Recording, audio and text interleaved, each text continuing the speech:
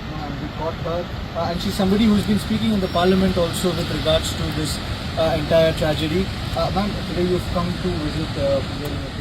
What is the first sense that you get from this discussion?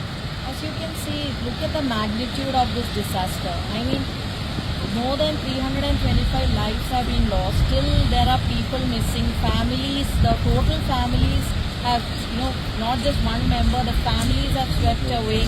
And the homes, bridges, roads, schools, hospitals, so much of damage caused to this area. It was a peaceful village, very where people lived very cohesively. Today, even when you talk to the survivors, they say that they used to ask to the neighborhood whether they had dinner, and then only they used to. So that was a peaceful kind of place. And look at the kind of disaster now. Look at the magnitude of this.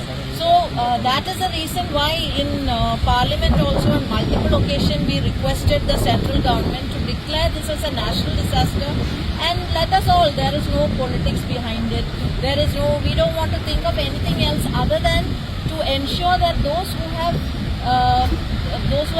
lost everything, let us do our best to bring them back to normalcy. I mean, let us give rehabilitation is not a small task. Rehabilitating so many, though about 400 houses are lost. Rehabilitation of an entire 2 villages is not a small task. It's a very big task which we have to take it in its whole seriousness.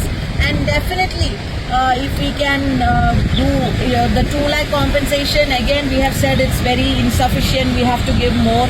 So the basic thing is we still reiterate that this has to be declared as a national disaster as soon as possible, and do our best. Let us, the army, the air force, all the authorities, they have been doing excellent work. I mean, the central government, state government, the panchayat, the MLA, everybody has been doing excellent work in terms of mitigating the effects. But still, this is not sufficient. Like when we have the option to declare a national disaster, I think the central government should not keep thinking about it.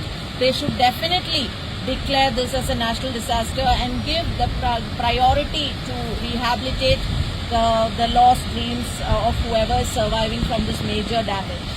I know it's not right to do politics after coming to such a tragic place where people have lost their life. But if you've seen the video from the parliament, you've seen how the Home Minister also went on to say that there were warnings given, it was not directed. So how do you see this conversation that the Home Ministry is having with the central government, state government with regards to this type of thing? We want to